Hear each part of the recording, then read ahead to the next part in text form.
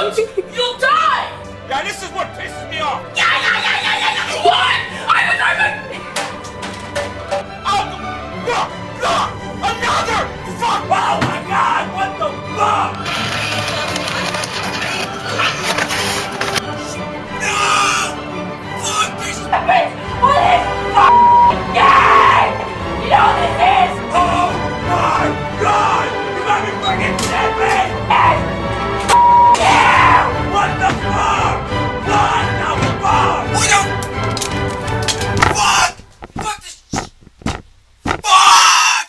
The following video is available in audio-only format on the free Red Pill Philosophy smartphone app. If you're about to hit the gym or go for a walk or on your way to work, just pop in your headphones and take this video on the go with you. To download the free app, just click the link below. This is just an assessment of the phenomenon of video gaming in light of individual empowerment and whether or not playing 40 hours of video games is the best habit to have if you're trying to empower yourself.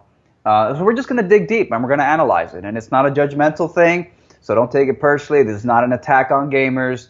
It's just an analysis of the phenomenon of gaming.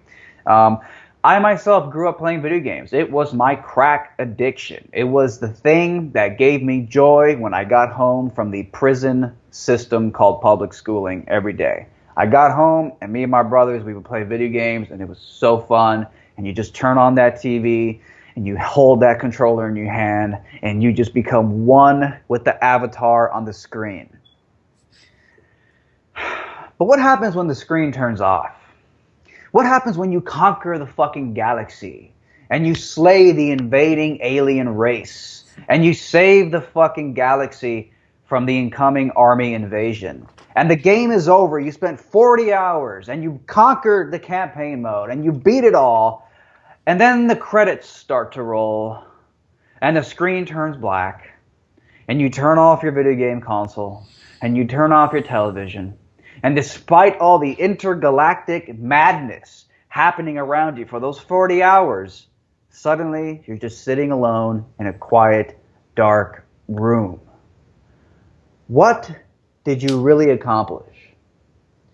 I would argue you probably basically didn't accomplish shit, despite the fact that in your brain, you just conquered the fucking galaxy. In terms of dopamine, in terms of excitement, in terms of your heart rate, in terms of pleasure, chemicals flooding your brain, you feel like you just literally conquered the fucking galaxy, and really you did it. You're just sitting in a room staring at a 2D flat surface with art renditions giving you a sense of depth. And I would argue that you're kind of not really doing anything. So the implications, the ramifications of this are very widespread. And I don't want to just fucking launch it all now in a fucking 5-minute rant. But the question really is, and this is the theme, this is the topic for today. The question is, is there such a thing as being addicted to video games? And how healthy are video games for you? And could it be that maybe the reason video games are so popular, the reason that they're so addicting, is because video games allow you to get a sense of accomplishment without taking any risk? Well guys, thanks to the ad apocalypse, I had to change the way I do ads. So this is, I guess what they used to call in the old days, a quick commercial break. This is a podcast about empowerment, individual empowerment, and really just achieving the greatness that you're capable of. So I wanted to let you guys know about one of my favorite audiobooks, probably the most important audiobook when it comes to my personal development in terms of creativity and building a business in a modern society. Red Pill Philosophy is a business, but it's also a passion project of mine. And that's what the Icarus Deception book by Seth Godin really played a role in helping me understand the principles of how the economy works nowadays in this 21st century internet age. There's a reason I call it a passion project, because that's what this is. I usually only try to upload videos when I feel passionately inspired to. This podcast was postponed for like a year before I did it because I wasn't feeling it. I had to wait till I was feeling it to do the podcast. And then I did the podcast, and what follows is nothing but magic. The Icarus Deception by Seth Godin, super important book, one of my favorite books. It teaches you about this internet age, what the economy is like, how businesses can grow and prosper nowadays, and you don't have to compromise on your values.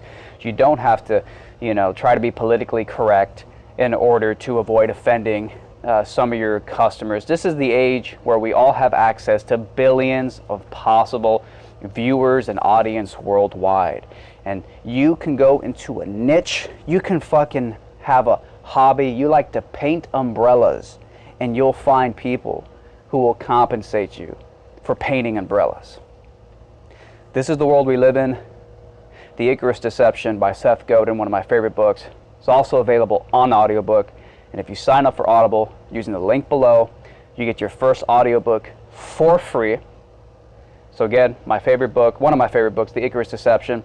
I'll put a link below. That's the ad for this video. Don't forget to check out my brand spanking new. In addition, grab them by the Pussycat t-shirts, an instant classic, fucking hilarious design. Check those links out below. Thank you guys for watching and enjoy this podcast. So that's the gist, that's the launching point. And Max, I don't know, is there anything you'd like to start sprinkling in there? Sure. And I gotta, relate to the fact that I also grew up playing video games quite a lot. I was lucky enough to be one of the few last kids that didn't have iPhones.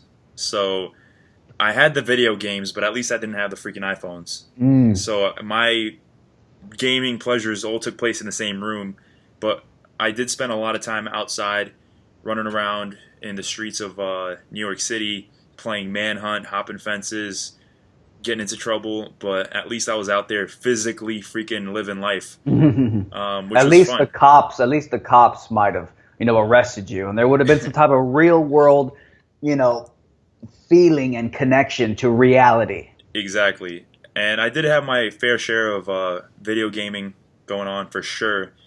I remember my dad, who never really lived with me besides the 3 years we spent together, but that's another story, came to visit me in New York one time, and he's from France and old traditional family and everything, and he saw me just killing people on freaking Halo when I was I don't know, 9 years old, and he's like, what the hell is this?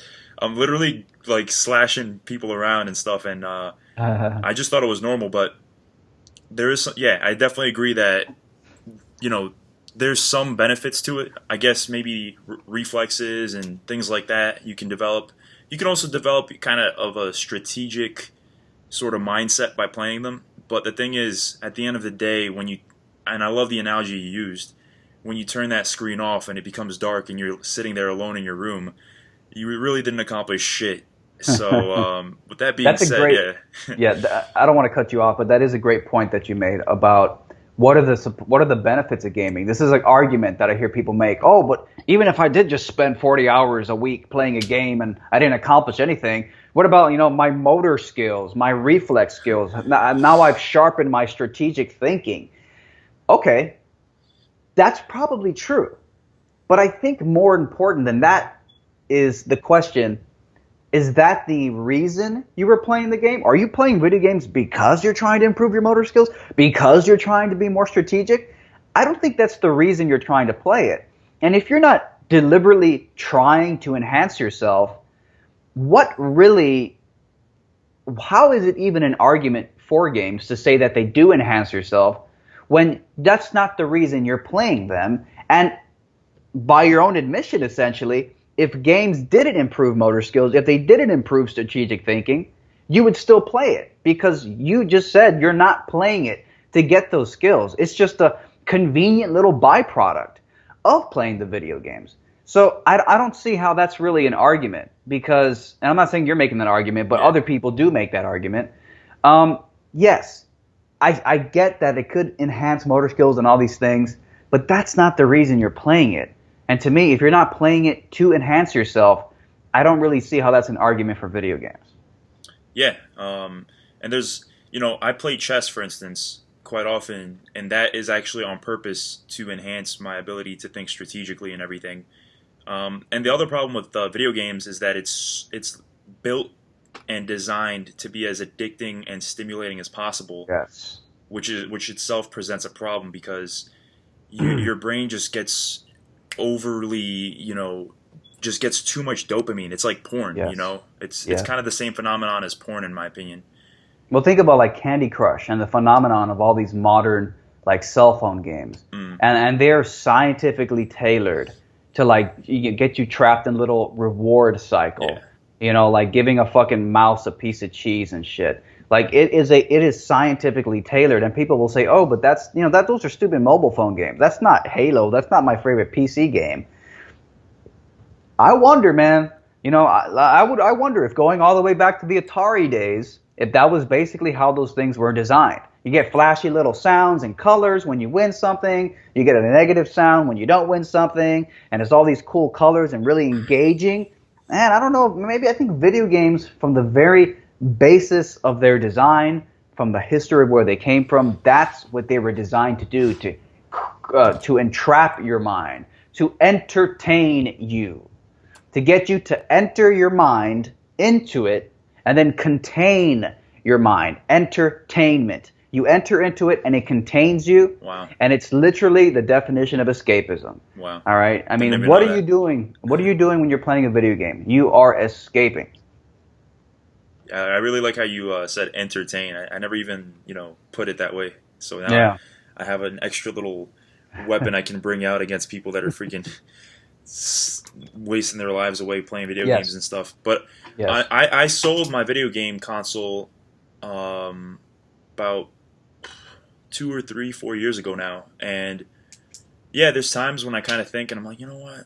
I wouldn't mind playing a video game right now. But the truth is that once I've sold it, like, this is how I spend my day.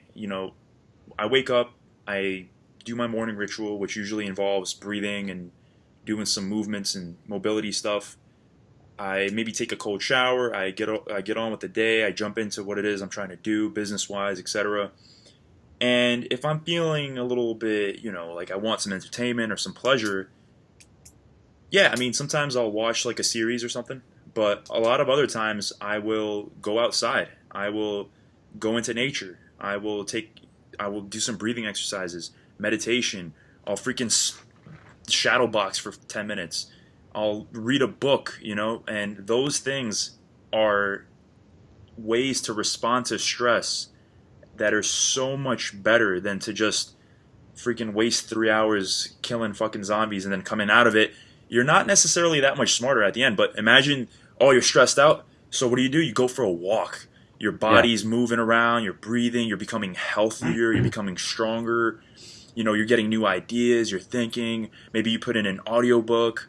Like, you're actually coming out of that actually just so much stronger, and the reward for it is so much better than to just sit there and maybe your motor skills increase for a second. But if you go outside and you go for a run or do some boxing, guess what increases too? Your motor skills. So I think maybe it increases them even more than sitting around and getting freaking dopamine bombs for 3 hours.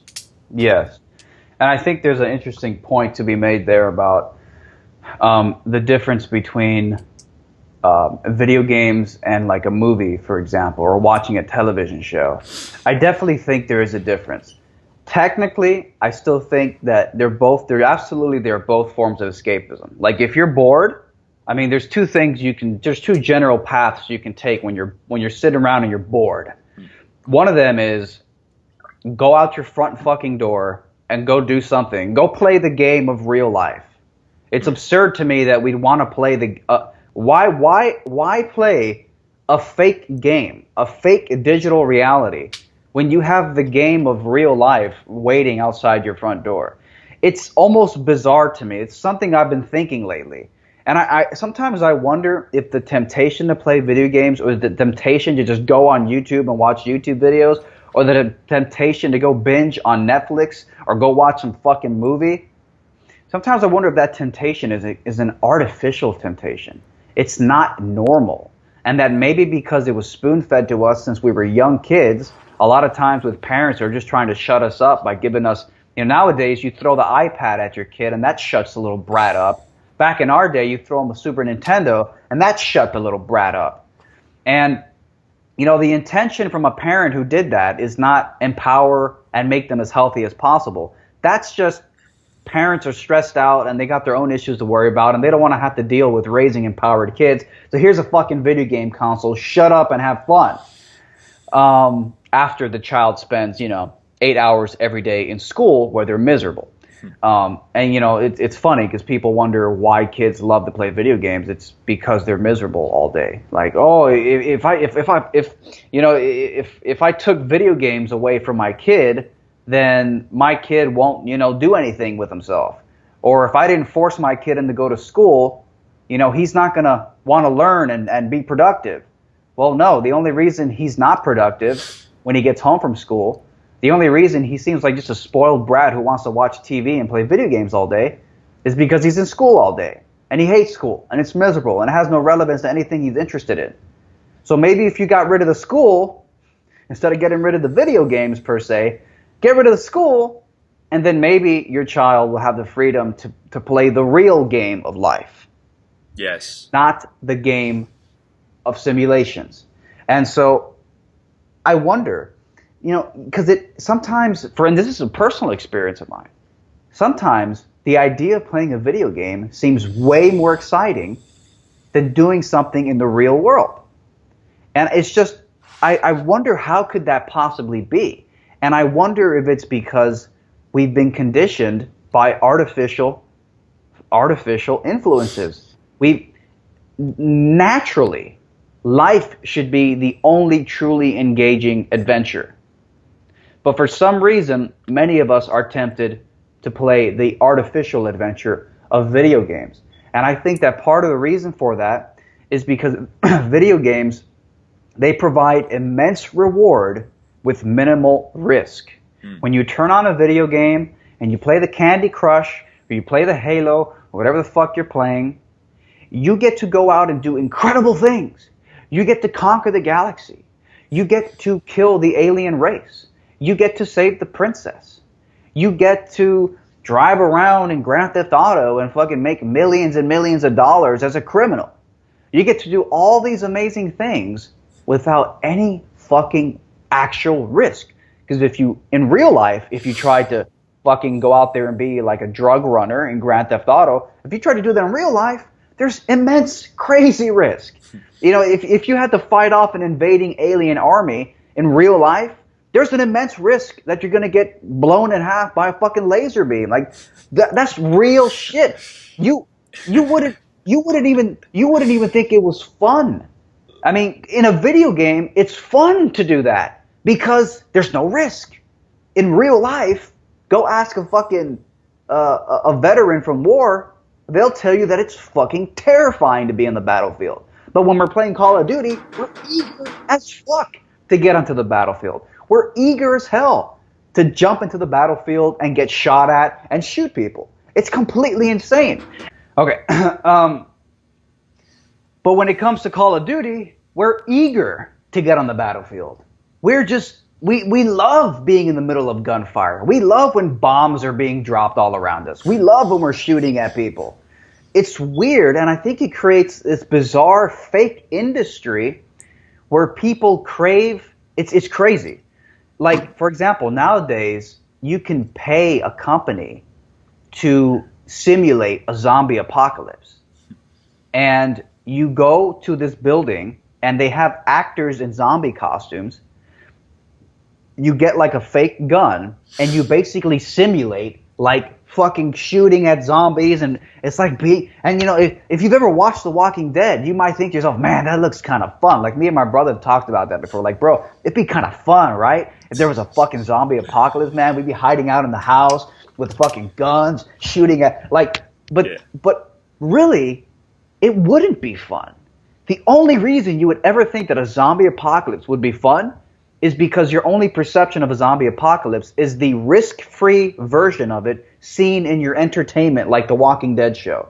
The only reason you think that being in a battlefield would be fun is because you're playing the risk-free version. So it's like everything is risk evasion for us.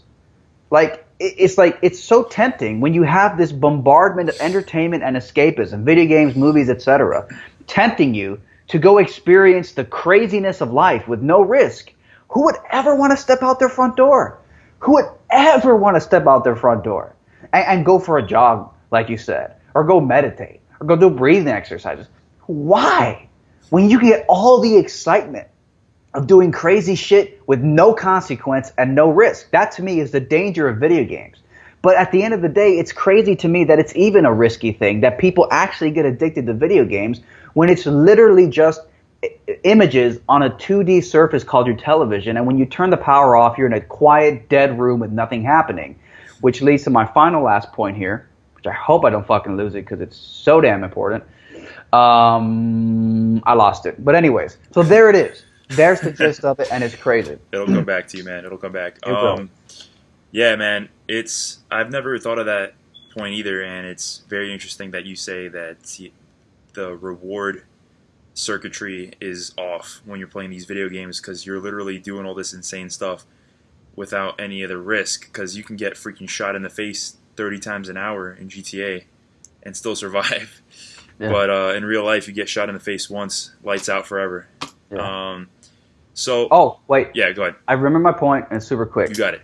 It's crazy to me that people could even fall for something that's so clearly fake. And what it comes down to is the suspension of disbelief.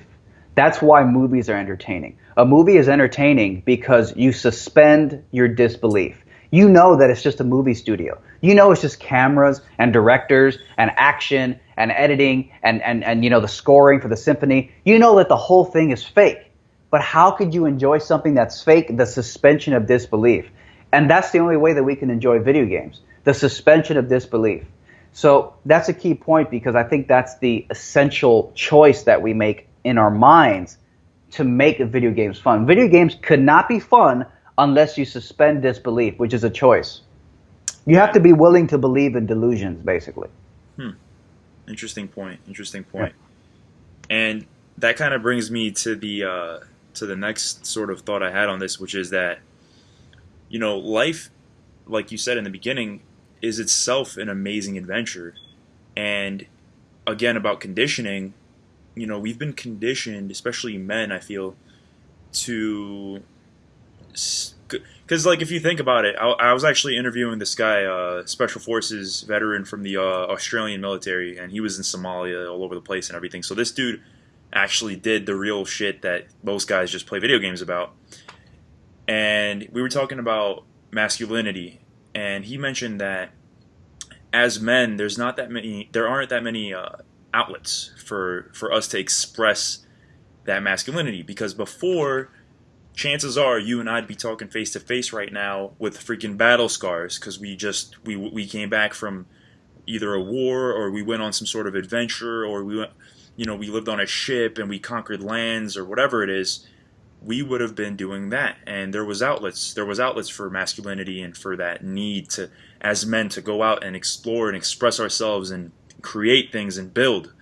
But I think that now it's like the more civilized we become, and the more we sort of outsource all of that to video games and to acting all civilized with feminism coming in and sort of demonizing masculinity, guys don't know what to do anymore, because they have this urge, but they don't even know what it is, and they cover it up with all the conditioning about being a feminist. I mean, if you look at transgenders, 90% of them are men transitioning to females, because it's like, fuck, I feel like maybe some of it's because they're mentally ill, and probably most of it, but I think it also has to do with the phenomenon that guys can't really, like, they don't know how to express themselves, so they opt for a more feminine way of living, and thus maybe chop their nuts off, and etc. And the video game phenomenon is there for that. You got the porn phenomenon for that. It's like little by little, men are opting out of truly being a man, going on adventures and living real life. They're opting out of that, and they're outsourcing all of it so that they could stay in their little fucking civilized box and jerk off to a box, play in a box. Everything's in a box, and eventually, man, I feel like 80% or 90% of men, if we're not careful here, phenomenon's happening already in Japan, is that you're going to just have this weird split between society. You're going to have the 80% of dudes what Nietzsche would call the masses or the slaves. And these would be the guys that are literally in a box, hooked up to some machine all day long, living in a virtual reality world where they're banging away at anime chicks and freaking fighting zombies all day long. And they're probably being injected with like dopamine causing vitamins or something. So they're basically just, it's like the freaking dudes in the Matrix, you know, in the blue pill. And then you're going to have the other 20% of dudes, and those are going to be like the guys like you and I that are into self-discipline, freaking getting up, getting after it, freaking jumping into ice baths, doing martial arts, learning self-defense, actually going out and getting laid and learning all that stuff, building businesses, doing all these amazing things, getting into risky situations, challenging ourselves as men, you know, trying to see what the fuck we're made of. And you're going to have this weird split, man. And I don't even know who's going to survive at the end, because maybe those freaking weird virtual reality dudes are just going to invent some technology and kill everybody fucking off. I don't know. You know, and I think that raises another question, and it's technology. Like, how far do we actually take it? Do we take it to a level where it's like everything becomes technologically advanced just because we can? Or do we respect human nature a little bit and kind of let things be and respect it and embrace it and just use technology for other things like medical science and things to just kind of better our lives? You know, where does it end? You know, do we just keep going until every little thing is just reduced to a robot screen, or do we embrace nature a little bit more? Do we respect that a bit more? It's like primal. You know, we can live our lives injecting ourselves with freaking vitamins, and I'm sure they'll come out with some pill that gives us all our daily nutrients. Or do we embrace hunting again? Do we embrace that side of ourselves as human beings? You know, what do we keep and what do we throw out? How do we balance all that stuff? What role does technology have in our lives, and when does it end? When do we kind of discipline technology a bit, you know? That's very crazy. That's a great rant. Wow, that was great. Wow, so much to pick apart there. Yeah, I mean, there was one thing that you had said early on that I forgot now that I wanted to have a response to, but now I'll just pick off from the end there. Yeah, it's pretty crazy. It seems like there needs to be risk worship. We need risk worship because the whole thing is caused by risk evasion.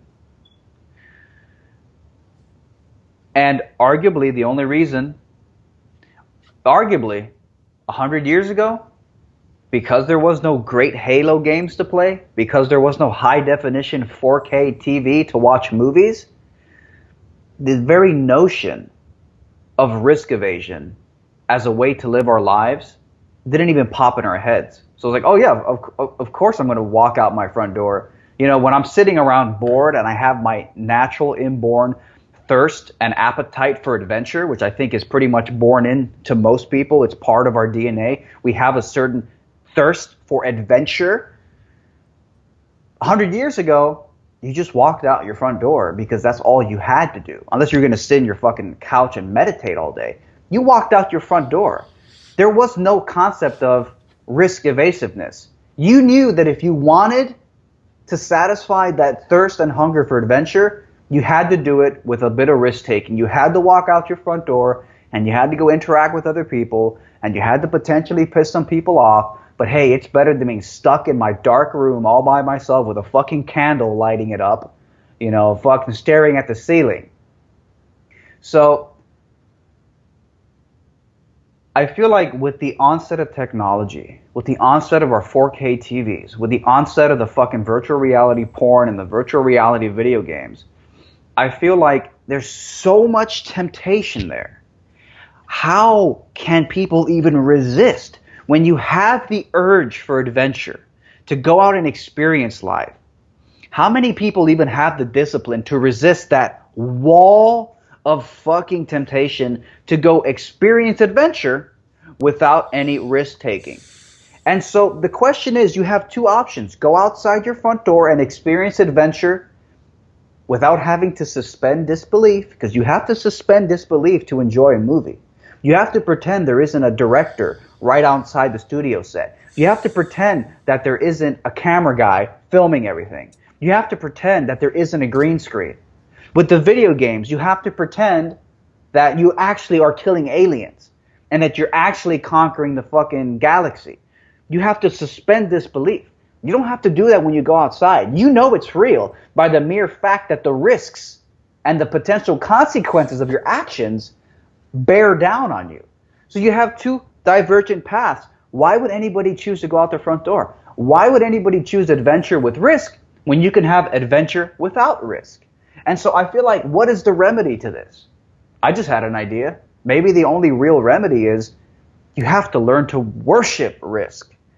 There needs to be, because I feel like that is the thing that prevents people from going out and choosing instead the video games and the movies, etc.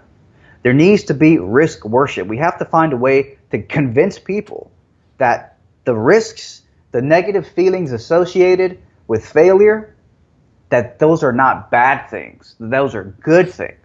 So how you do that, I don't know. Maybe I'll start a religion of fucking risk worship.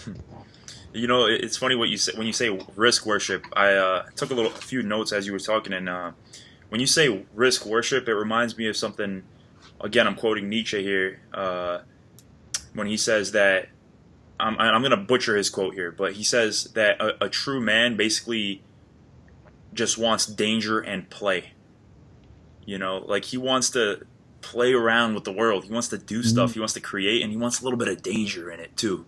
He doesn't want to just feel like everything is gonna be all right. You know, we thrive on that sense of adversity as masculine men. I mean, I'm sure there's the 5 or 7% of herbivores there with 4 to 5% testosterone in their bodies. You know, the dudes that are just somehow, I don't know. Hey, I'm a vegan. Stop. I'm not talking about vegetarians. I'm talking about the herbivore male archetype. Okay. But and that actually, and when you say risk worship, it makes me think of another concept which just came to mind, which is, how about life fucking worship? You know, how about we just worship actual life, like living life? And as you were talking, I felt this sense of bliss and happiness start to pervade within me, because I just started realizing the beauty of life even more now. Because, like, there's so much beauty in it, man. You can just walk outside right now and go and talk to a beautiful girl, man. You can go out and you can buy nutritious, amazing food and try different recipes. You can go and train martial arts. You can go and meet other men that are like-minded and do things with them, and discuss amazing conversations and build, and you can start businesses. Man, life is so fucking amazing, man. And, this conversation is just making me appreciate it even more. And I think that the guys that are playing video games all day long are the guys that are so just miserable, man, because they don't remember that, man. It's like they're conditioned to just do their shitty routine. It's like the kid that has to go to school, sit down, whatever, go to work, sit down, do all those stupid chores, come back home, it's already late, they're tired, they've been sitting all day, the blood ain't flowing right, it ain't going to their head, dopamine levels aren't all that great, so they seek out that pleasure. And you also made a good point when you said that, how can men even be disciplined enough to resist all that? Yep. And I was thinking the same thing. Before, I used to make excuses like, Jesus, of course I'm eating junk food. It's everywhere. It's everywhere. It's being marketed to me at all times. It's too pleasurable to resist. I can't possibly do it. But now I do. Now I do, because my purpose and vision is so deeply rooted as to why I want to be healthy and what that means, that the self-discipline comes naturally, because self-discipline is a result of having a strong enough why that you can get through all the bullshit excuses. So I think that the men that want to let go of video games and let go of escapism and move past that and transcend it and worship life and worship risk and become men, those guys, they have to realize the reward that lies on the other side of doing that. And the reward is, guys, to build the fucking life of your dreams. That's the reward. Otherwise, you're just going to build nothing. You're just building nothing, because once the freaking screen's off, that's it. There's nothing there. Your life is still the same. That's the true video game. It's your life, not the freaking screen. Because when you turn the screen off, your life is still waiting for you. And the more time you waste, the more that life just entropies and goes down fucking hill. The older you get, whatever, the less energy you have if you're not working out, the less your relationships are going to get better if you're not investing into them and investing in learning about them and how to manage them. your life, man, has entropy. You know, entropy is constantly eating away at everything. So if you're not careful and you're not investing your time and energy into developing every single aspect of your life and optimizing every single aspect of your life is going to go downhill. Yeah, your video game skills might get better. You know, CJ might become a freaking OG in GTA San Andreas, but you ain't no OG. You're a fucking street sweeper, man. You're not living life the best way you possibly can. Yes. And I want to say that I don't want to damn lose what I was going to say because it was right there. But you're absolutely right. It is crazy. For some reason, I can't fucking remember. But anyways, great points. Oh yes, that's what I was going to say. So, you know, yeah, the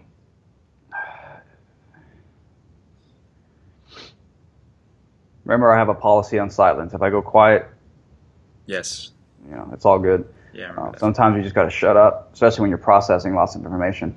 Okay, so yes, you know, it's crazy. You know, you can level up. And isn't that interesting? Because that's one of the big. You know, people like to say, oh, but there's a difference between Candy Crush and fucking Final Fantasy.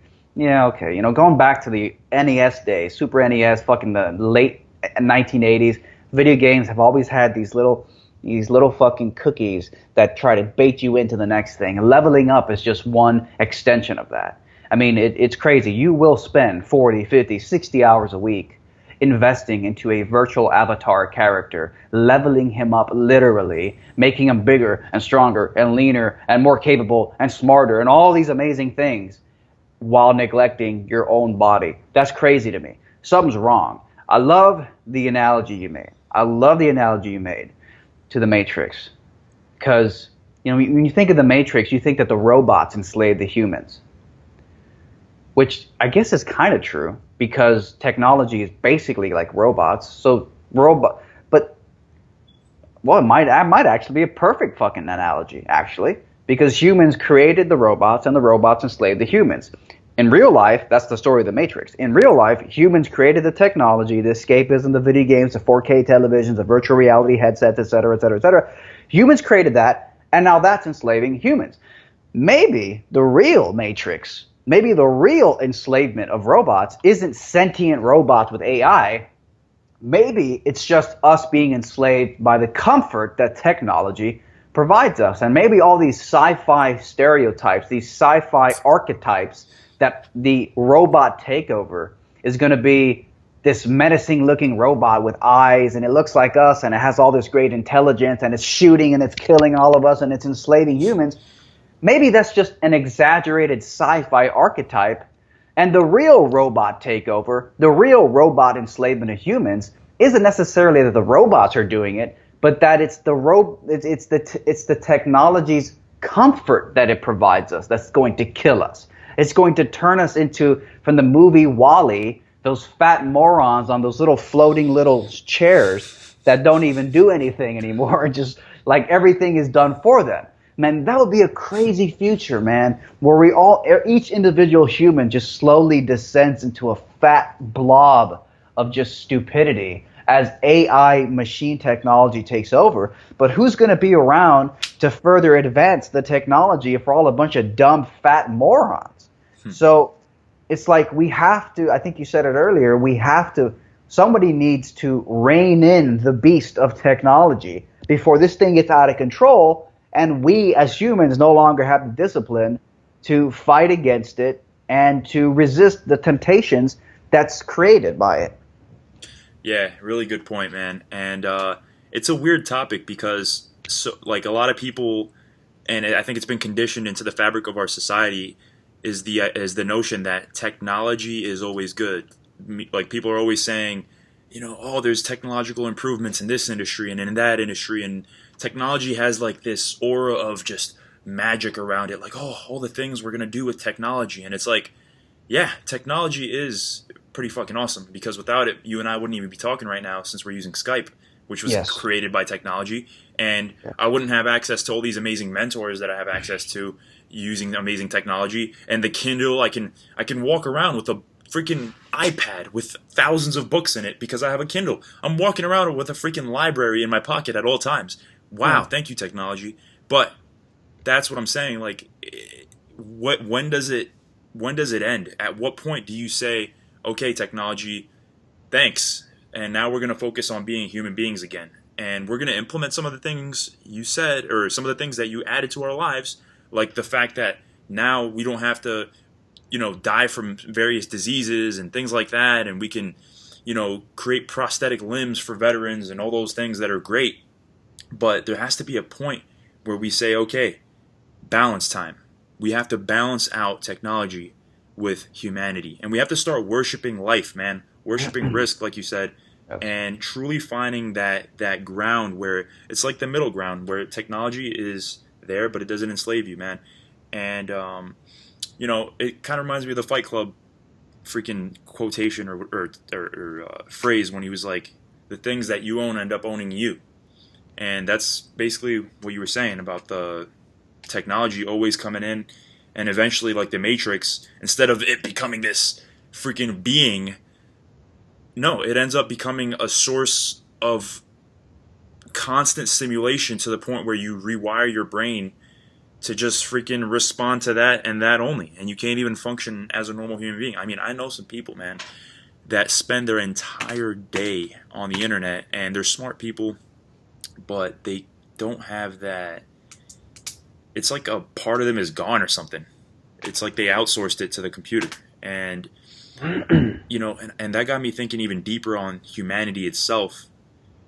And humanity, man, like, where do we even come from? The universe, what are we? Aren't we particles of the stars or something? Like, isn't there something worth exploring into that? How about we optimize on that, Let's see what we can learn from going deeper into that and learning about ourselves as human beings and trying to connect to each other better. What's with all this? Yeah. And that kind of made me want to get into some of the more practical ways that we can start doing that.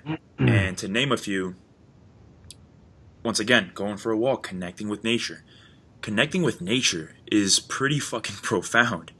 When you look at everything and you realize all the intricacies of it and all the details of it and the complexities of it and all the designs and how crazy it is that all these things exist kind of on their own, there wasn't a scientist sitting behind there designing it all. Like, that's amazing if you actually go out and do that. Or, once again, the biological aspect of man, to go out and hunt and find women, that's something I really enjoy, man, is to go out. Right now, I'm young. I'm not really trying to settle down. So when I go out, I want to meet new women, and I want to experience the beauty and the passion and the polarity that takes place, the exchange between the different energies, all the little complexities and nuances and the interactions, getting better at that, going out there, getting butthurt, getting rejected, learning from it, getting my ego bruised. That's the fucking experience, man. That's another way to experience life. That's huge, bro. That's huge. I mean, that type of excitement for risk is the antidote for this whole problem. Mm-hmm. It's funny when you're talking about the intricacy of this and the plant life and the detail. It reminded me of this rant from Alex Jones. He's fucking like, life is fiery with its beauty, its incredible detail, zooming into it, but they want to shut your mind talking about Justin Bieber. It's pure evil. Oh my god! It's like a rant against Justin Bieber and like modern pop culture. He's like, guys, Justin Bieber. He's like, oh yeah, he's talking about Magellan. That's like an explorer from hundreds of years ago or thousands of years ago. Magellan circumnavigated the globe. It's just hilarious. It's a great fucking rant. But yeah, I mean, that's what's crazy is that, like, I think a lot of people have lost touch with that tingly, just awareness of life itself. And I think in a way we've lost it to this artificial simulation. This stimulation. I mean, this podcast is gold so far. This simulation, this simulation, stimulation that it's art. I mean, it's artificial. I mean, obviously it's artificial, but I mean, it's fucking artificial compared to the real thing. It's amazing. I mean, it is. It's just incredible, man. It really is. Yeah. I mean, it's just touching something, touching a surface. You know, it's like we have lost touch. Pun intended, I guess. We've lost touch with just the delicacy of life itself. You're right. It's vibrant. It's so alive, but we have kind of lost touch with that, and I really think that this whole video game thing, this whole artificial entertainment, escapism stuff, has really helped detach us from all that. I mean, well, God, what do you do about it? How do you overcome it? I definitely think there needs to be risk worship. There needs to be risk worship. There needs to be some type of maybe we can start a trend where we just every day we go do something risky, we film it, and if you fail, you post it and you laugh about it afterwards. I like it. Maybe there needs to be some type of risk challenge. Go do some dumb shit and capture people laughing at you and then post it, because otherwise, you're just going to be risk averse and you're going to get sucked into your video games and all that crazy bullshit. Yeah. As you were talking, I got some other insights wrote down here. One thing I will say is I started reading Casanova's memoirs, and man, this dude was around in the 1700s, I think 1700s, yeah. And the eloquence, the level of eloquence and detail and just nuance that he's capable of transmitting through his writing is impressive, because I feel like a lot of us these days are so, we think we're so smart, we think we're so advanced, as human beings. Look at us, it's 2017, we have this and that, and DNA and 23andMe, and we cars and planes and all this crap, and we think that all the people from back then were like these dumb caveman type people. But when you read the works of the greatest thinkers like Buddha or all the great philosophers, the Socrates, the Nietzsches, the Casanovas, man, you realize that they lived life at such a high level, and they had an eloquence and richness to their life that you'd be freaking that would be insanely rare to find today. And one of the things that Casanova taught me is that there is this eloquence to life, man. There is this beauty in life that we can seek to optimize on and seek to create. And life is hairy. Life is hairy and dirty and stinky sometimes, and it hurts, and there's blood, and there's fucking dicks and vaginas and shit, and it's not clean cut technological. You win, you lose. Dopamine everywhere. There's pain. There's frustration. There's confusion. And I feel like as a man, to truly optimize and reach that level that these great thinkers and philosophers access through their daily living is to embrace that pain fully and not escape from it. And that's how you start to access the beauty that's life, man. We haven't touched on 1% of what life is. I think most scientists admit that they don't even know much about the brain. So why are we so arrogant as to just throw all of it out and dismiss it as primitive and primal and oh, this is just caveman, paleo stuff. It's all biological stupid urges. It's no. There's something about life that we have yet to discover and we have yet to experience, and that we are built and genetically wired and created to experience.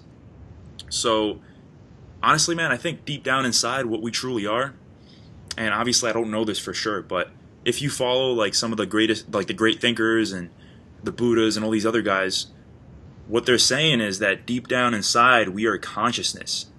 Like we are pure, boundless, unlimited potential just expressing itself in this universe. And when you connect to that, there is just majestic, immense power. And with that power, when you access it, you have access to such amazing creativity. And to use that creativity is the next level, I think, is the next renaissance, is to tap into that creativity and to create an amazing life for yourself, but create it in a way that is in line with actually living it and being out there and embracing the hairiness and embracing the pain and embracing life itself, not fucking running away from it and creating these technological things with our amazing minds. And yeah, that's great, but then getting sucked into it and being enslaved by it, that's a fucking trap. It's like, oh, I can finally create amazing food and sugary delicacies, but then they end up owning you and you end up just eating them all day, and then you're just fat and you can't move and your teeth are fucking rotting. That's the same thing that's happening on a technological level. We just created this amazing stuff. Now we can communicate. Now we can connect to one another all across the world. But now we're getting enslaved by it. Now it's fucking owning us. Now people are just spending their entire fucking day, you know, locked in a little room. It's like in Japan, dudes are getting married to anime characters. Where the fuck did we go wrong, man? We need to snap the fuck out of it, man. Jesus Christ. It's like it's like, God, I keep losing my train of thought. Well, there were 2 points. I should start writing it down like you are. There was one point about consciousness. I guess I'll have to hopefully think of this again. But there was a point I wanted to make about consciousness, which was, you know, damn it, I don't want to just cut back off the flow of what you were saying. Okay, I'll acknowledge the flow of what you were saying. Yeah, I know. Where did we go wrong? It is crazy. Okay, so anyway, so look, yeah, you were making this point about consciousness. Sometimes I wonder, like, what is the purpose of the physical world? I do think that's my belief, too. My belief is that there is this universal consciousness at the fundamental basis of reality, and that the physical world is sort of a temporary illusion. It's not fundamentally real. And I wonder, well, what's the point then? Why would consciousness, this all-powerful, all-knowing thing that we're all basically made of fundamentally, why would it create this playground of material things? And I think one explanation would be that, how does consciousness make itself better? If consciousness is this universal oneness, purely whole and perfect as it is, all-knowing, all-pervasive, it's everything we know, how could it improve itself? And maybe the only way something that great could improve itself is by creating artificial restrictions on itself, like a body. That's what I think bodies are. A body is just this little tiny restriction on the potential that is consciousness. And so it creates a rule set game.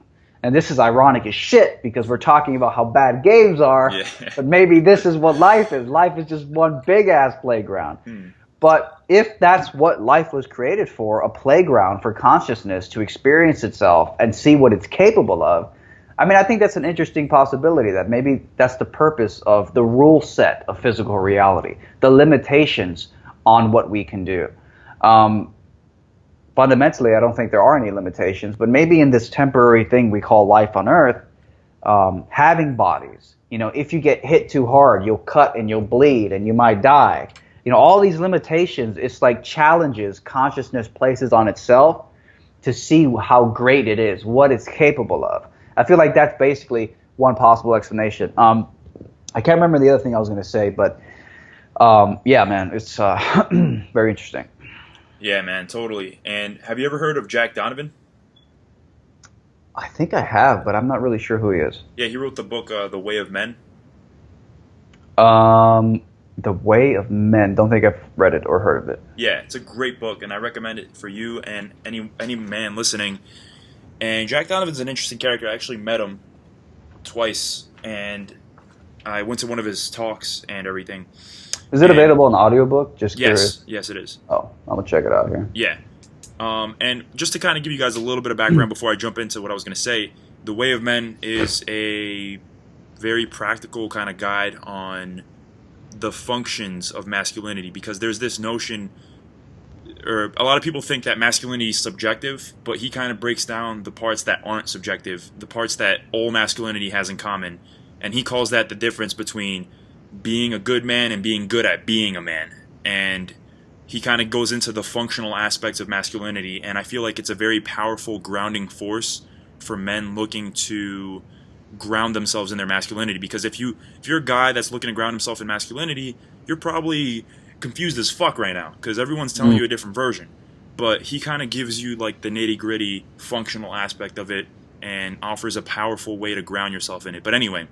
Yeah, I'm actually literally gonna buy his book right now. And speaking of buying, I'm gonna do my little plug now, actually. Yeah, actually, I was gonna do a plug too, so we can both do a plug real quick. Yeah. I'm literally gonna buy Jack Donovan's The Way of Men right now. I'll put a link, guys. Use the Audible link. You can sign up for Audible. You get a free audiobook, and I get a little cut of the affiliate. I literally just gonna buy his book right now. Maybe that's a good one to start off with, The Way of Men. Sign up for audible.com. I'll put a link below. You get a free first book. That's my plug. I'm going to get it right now. Awesome, man. Yeah, totally get that book. It's great. He even narrates it himself. And yeah, I mean, my little plug is that if you go to SpartanAccountability.com, that's my coaching site. And it's for guys that want somebody to help, or to hold them accountable, to help them, be focused and self-disciplined, to ultimately achieve their goals with less stress, more accountability, and ultimately just more results. Having an accountability coach saved my life, or at least added tremendous value to my life. Having somebody dedicated to actually helping me achieve whatever it is I'm trying to do, and to help me make decisions and help me get really clear and hold me accountable has been an immense source of power in my life. And I'm truly passionate about doing that. I find that I work really well with guys one-on-one, and I feel like I can definitely help you guys out there. So if you're interested, go on SpartanAccountability.com. You can schedule a free strategy session with me for 30 minutes. We can sit down, I'll help you out for 30 minutes, and that's how I get my clients. If you don't want to work with me, that's fine. You'll still get value out of it. So once again, SpartanAccountability.com. And anyway, the point I was going to jump into was... Let me just say something real quick. It's funny because we were talking about risk evasiveness earlier, and how hard it is to resist the temptation to play video games. You can either walk out your door and experience the real life adventure, the real video game of life, but it comes with risks, or you can go play video games. And I was asking myself, well, how do you get people to overcome this risk aversion habit, this tendency to avoid risk? And what you were just saying right now, I'm like, well, maybe that's one way to do it. You have somebody who's on your ass and, inspires you and helps direct you in the right way. Maybe that's just one way. People have fucking rehab for alcohol addiction. We have rehab for all types of addictions. What about addiction to stimulation like technology? What about addiction to video games? How do you overcome that? Maybe the antidote for that is someone like you fucking whispering in their ear, telling them, get the fuck off your ass and go do something, bitch. Right. So, again, in regards to your whole Spartan Ownership Service program, I mean, who knows? Maybe that's one way to do it. Again, the link to his stuff is in the description below. But you were going to say something? Yeah, definitely. So I was just going to talk about when I actually saw Jack Donovan in person and listened to one of his talks. And he was talking about nobility versus anti-nobility, which was sort of a similar concept to, you ever heard of master morality and slave morality? No. Yeah, so it's basically a concept Nietzsche coined, which is basically that he feels that there's two types of moralities. There's the master morality, which is stuff like, pursuing strength, stoicism, self-discipline, all these great things we talk about. It kind of fits under the alpha category. And then you have the slave morality, which is more like, being overly nice to people, being empathetic all the fucking time, and sort of pulling other people down when they start getting strong and better than you. So you try to like pull them down. It's sort of like the slave kind of socialistic mindset that you have today, the welfare mindset, collectivism mindset. And basically, he talked about how being noble, aka embracing more of a master morality and embracing strength and beauty and being a fucking man and all those great traits, doing that, he says that you need to be, he equates nobility with creation and anti-nobility with reaction. In other words, men that want to live this kind of life, and I guess women too to some extent, but we're talking to the guys here, I'd assume, men that want to live this kind of lifestyle, they have to take on a proactive, creative kind of role in their life and stop reacting to the outside world. Yes, there's stimulation, and yes, there's dopamine to be found in playing video games and in eating junk food and in watching porn and in escaping into some other fucking dimension of mediocrity. But that ultimately is reaction. You are reacting to life. You are a slave to life. So ask yourself, do you actually want to be a man? Do you actually want to be a master? Do you actually want to live a noble and strong lifestyle? Do you actually want to be a warrior and actually be able to look at yourself in the mirror and be proud of the fucking man you are? Do you want to take that creative role in your life? Or do you want to take a more reactive, passive, letting the fucking world dictate itself upon you, and in a bad way kind of role? Do you want that role? That's what guys got to ask themselves, and that's the differentiation that they have to, they need to start making. Yeah.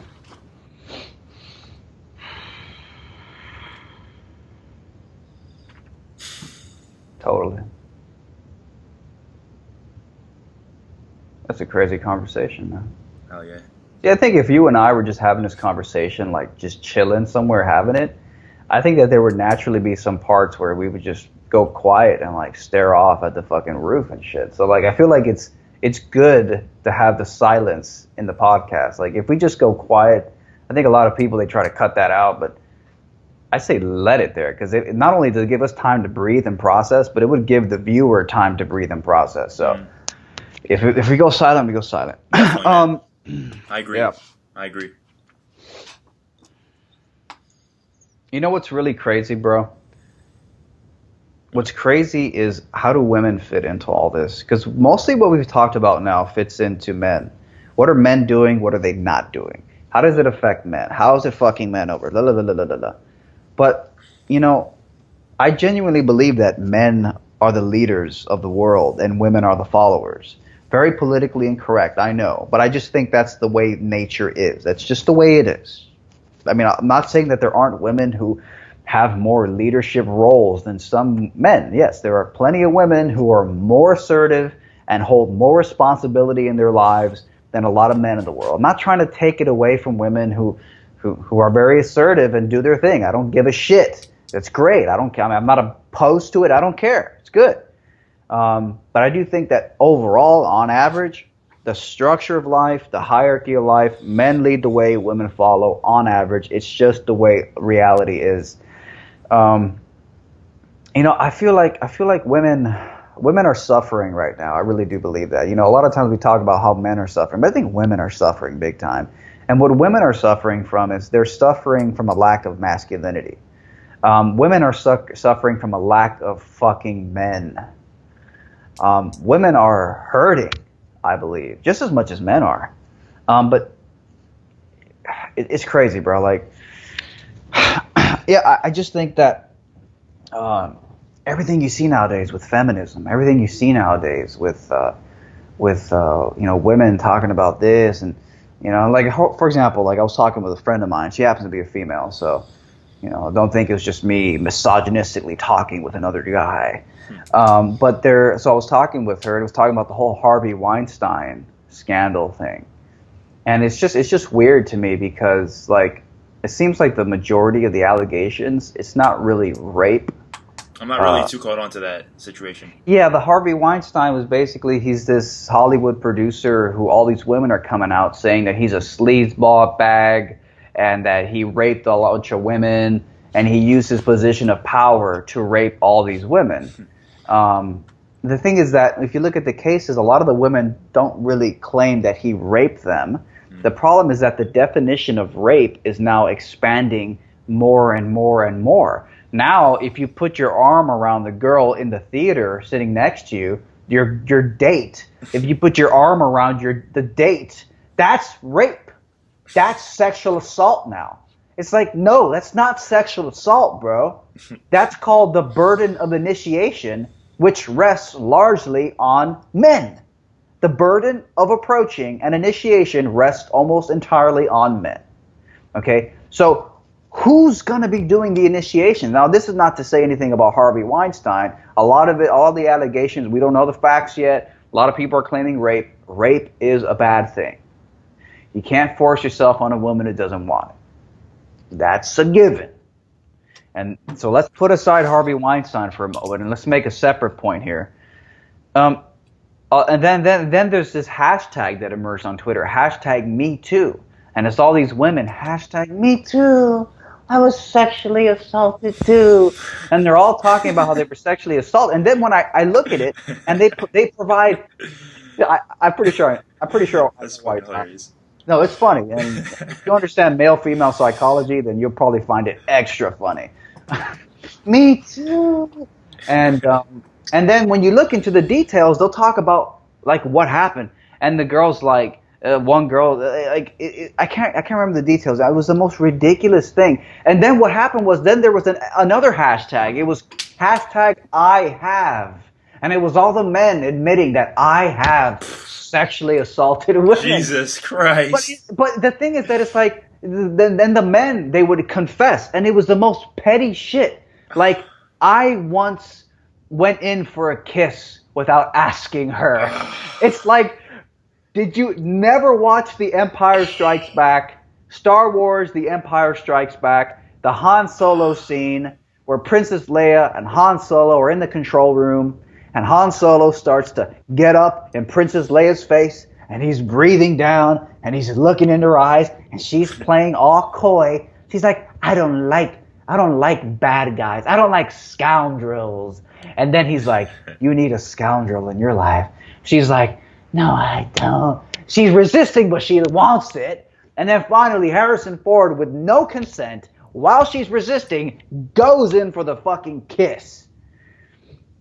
They're coming out with a new Han Solo movie. Ever since Disney purchased Star Wars, they're coming out with a new Han Solo movie, I think in 2018. It's called Solo, and it's like the history of where Han Solo came from and his story. It's going to be interesting to see how PC and sanitized they make this new Han Solo movie. Because the old Han Solo was an assertive alpha male who went out and he took what he wanted, including fucking women. So I don't know how Disney is going to try to pass that one off. Yeah. But so you have hashtag #MeToo, and you have hashtag I have. And it's like the definition of rape is becoming more and broader and broader and broader, vaguer and vaguer and vaguer, to the point where just saying hi to a woman is going to be rape. And so my question for everybody is, how the fuck are romantic relationships going to form at all if just saying hi to a woman is basically considered rape, or it's impolite, or it's retrograde, or it's not good? And do these women realize that the burden of initiation rests largely on men? So who's going to start doing the approaching? Are women going to start doing the approaching? I've seen some women who suck at handling rejection. I don't think women can do it. I don't think women could do well having to break the ice and do the majority of the approaching. I think they would act like a bunch of spoiled brats if they got rejected, to be quite honest. In fact, you want to talk about rape, I'm sure a lot of these women would get angry and try to force themselves on men if they find themselves getting rejected too much. So I think it's very easy to say, oh, you put your arm around me in the theater. Oh, you went in for the kiss. You sexually assaulted me. And now I can go, hashtag #MeToo. I'm like, I don't know, sometimes I looked at that hashtag and I'm like, I feel like these women are just trying to show off, like, oh, all those hot girls that Harvey Weinstein molested, well, you ain't the only girls, okay? You ain't the only hot girls with men trying to fuck you. Hashtag #MeToo. I'm hot enough, too, for men to be hitting on me. I don't know, man. The whole thing's just fucking weird. Yeah, it's probably multifaceted in terms of what their intent is. Exactly. There's probably a million reasons for it. And, you were talking about where do women fit into all this. When it comes to masculinity, when it comes to this renaissance of men fucking embracing those traits and all these other things. And, where do I think women fit into this? I think that women need to, first of all, I want to say this. I believe in freedom, and I believe that women, should have the right to vote. And I don't think it'd be wise for men to start enforcing policies where women can and can't do stuff. However, I feel like men should start conditioning society again, or what's a better way to say this? What I'm saying is I think we should wage war on a more cultural level and start making it culturally powerful and incentivized to embrace these kinds of traits. So men should be encouraged on a cultural level to act like this and be masculine and do all these things. And women should be encouraged on a cultural level to be feminine, to be submissive, to embrace that amazing femininity that they all have, that they've been all too freaking quick to get rid of these days. And I feel like people should have the freedom, women should have the freedom to go and vote and become CEOs and start their own businesses and all those masculine type activities. They should have the freedom to do it, but I feel like on a cultural level, it should be shamed for them to do it, so that on a large scale it becomes de-incentivized, and the trend for them doing this becomes way less apparent. Homosexuality, for instance, in Western civilization, it wasn't usually punishable by death, but it was shamed. It was shamed because we didn't want that to become the norm. And as a result of that shaming, gays stayed in the closet. They still got their party on, but they did it behind closed doors. They didn't make it a thing that we all have to fucking watch for an entire day in New York City twice a year or once a year whenever gay pride happens. And that's what I think that where women lie in this equation. It's that let's embrace the fact that we are a little bit more advanced and we can now give people more freedom and we don't have to dictate and control every facet of reality.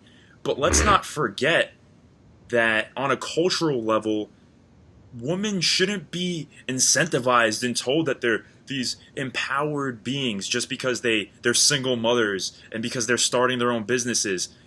When I go on Tinder these days, for instance, I'm not that proud of it, but I do go on it sometimes. I live in a fucking small town. It's one of my ways to market myself, I guess, and to find new leads, right? And my business terminology. But when I go on their on their bios, they have like weird shit on there. Like, I'm a proud fucking business owner and I do this, and they take pictures with their fucking biceps sticking out. Like, what are you trying to do? Like that, the reason they're doing that is because on a cultural level, they're being incentivized to do so. So should they have the freedom to act like men and freaking get testosterone injections and sew a willy on themselves? All right, but on a cultural level, they should be extremely de-incentivized to do so. And how do we de-incentivize it? We have talks like this. We spread these ideas. We make men embody these virtues and talk about them freely and own them and be proud of them. I love that. And the reason I love that is because, what you said is so politically incorrect. What you just said is so insensitive. It's so extreme. It's funny. You know how Christians, they have this thing called gay conversion therapy? Yeah. And it's like a therapy so that to get men to stop being gay. Yeah. That's called extreme and radical. And you know what's extreme and radical? Chopping off your dick in a surgery and getting a fucking vagina. That's extreme. And that's radical. Okay? And you're doing that because you're having a fucking identity crisis. Well, what do you think gay conversion therapy is for? That's for when you're having a fucking identity crisis. So like, why does one get demonized but the other one doesn't? Why is it okay to chop your dick off, get a surgery? It's so radical, so drastic. But just trying to get a little bit of therapy to see if maybe you got some repressed shit, or you're just conditioned by your single mother to be a limp-wristed idiot. Maybe that's part of the thing.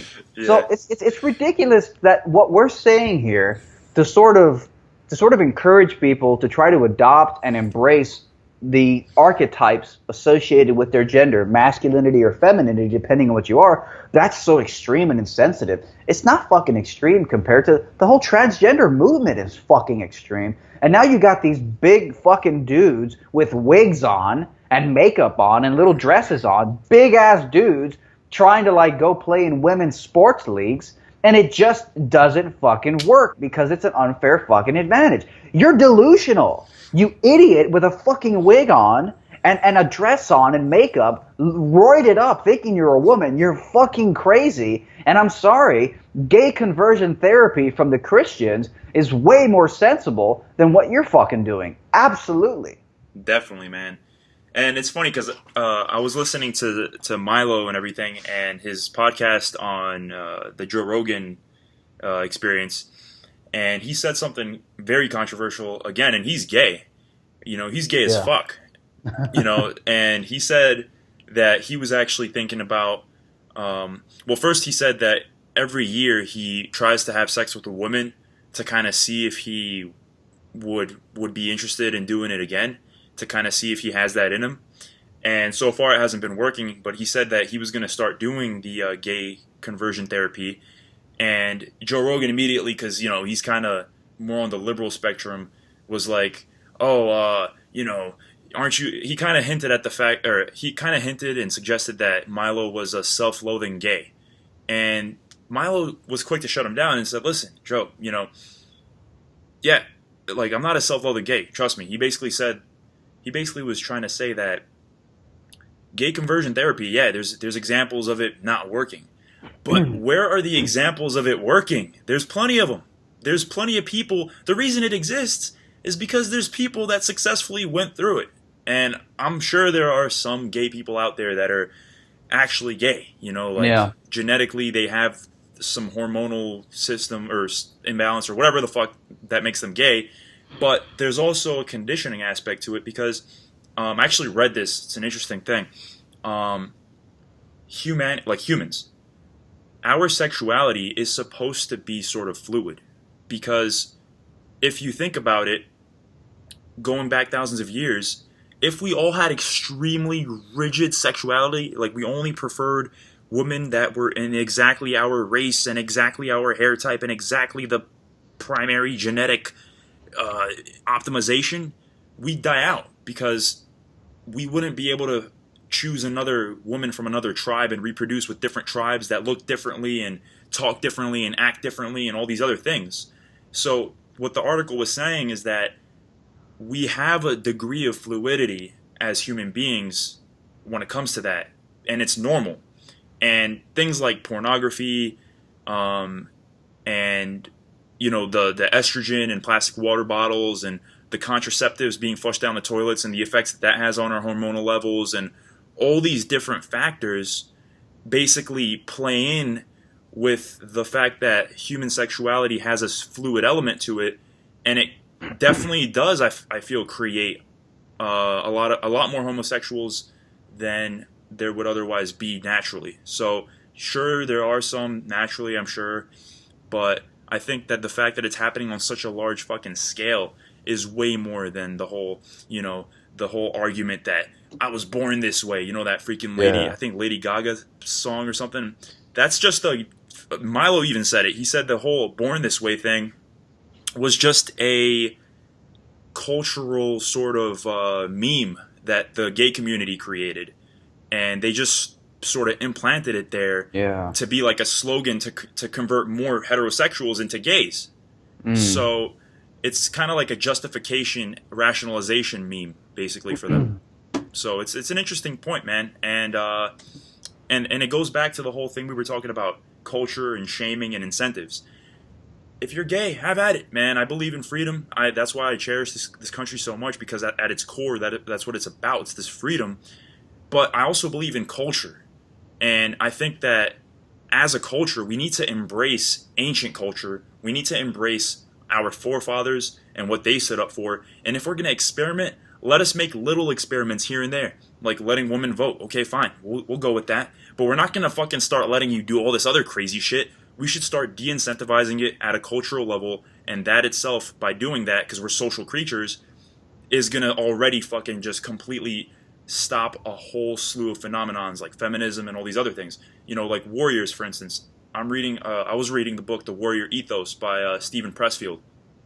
And one of the most effective tools for creating strong warriors is using shame strategically. Because as a warrior, you don't want to be ashamed of yourself, right? You want to have honor. You want your brothers to respect you and see you honorably. But that's why they use shame in the military, to shame you out of your weakness, to shame you out of your complacency and laziness. Well, I think that shame is an amazing tactic. That's why Roosh did the whole stuff about fat shaming, and it actually works. Because when you're fucking ashamed of yourself, and people aren't telling you that you're body positive, it's okay, you're just body positive, and they're like embracing it, when they actually shame you for it, it fucking forces you to get the fuck out of it. So that's why I think that we should definitely use shame as a tool on this cultural war.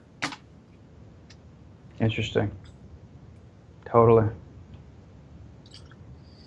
Yeah, I think, yeah, on your point about incentivizing women or de-incentivizing them, you know, I think what it really comes down to is that people should be allowed to have an opinion, and that's what's happening today, is that people like you and I are not allowed to have our opinions. Like, if we were at least allowed to have our opinions without being labeled bigoted, hateful, homophobic, blah, blah, blah, blah, blah, transphobic, maybe just the fact that we're even allowed to just have an opinion and not be ashamed of it would have a cultural effect collectively to derail this insane, mentally ill feminist agenda. So, and of course, nowadays it is true that I think people who have these ideas are demonized. And we're demonized, you know, because it's weird. Like, how do oppressed minorities like homosexuals or transgenders, how do they have the power to make us feel ashamed of being politically incorrect? How do they have that power over us if they're an oppressed minority? Voltaire once said, if you want to know who rules you, find out who you can't criticize. So it's weird. Well, maybe one theory is it has to do with corporations, something I like to call corporate liberalism. And corporate liberalism is when corporations push liberalism, not because the heads of the corporations believe in liberal values, but because for them, a more liberal public is a more passive, docile, disempowered public that'll buy a lot of consumer products and be good worker slaves. They don't want fucking people connecting with the fundamental life forces of masculinity and femininity and then merging those two to literally create life. They don't want that. They want dumbed down slaves that they can control and manipulate, who will watch Netflix all day, blah, blah, blah, blah, blah. That's just a random side point. But yeah, it's really nuts, bro. Yeah. Oh my God. It's like, it's crazy, bro. Like, there's so much shit going on nowadays. It's so nutty. Yeah, I've had some interesting I won't go into detail because I don't want to put a spotlight on anybody in particular. But I just had some interesting experiences with the opposite gender. Some of which you think they're so empowered and they think they're so, I'm a feminist, and boy, it's the delusion is real. The delusion is real. Yeah. I was gonna say, you know, let's say, how old are you again? 29. Okay, you're 29, and you're probably, I'm assuming you're not married, right? Hell no. Exactly. I don't think you're even trying to, right? After all this shit, I mean, even if you want an LTR, you're probably not going to get married, right? What the hell? Oh, a long-term relationship? Yeah.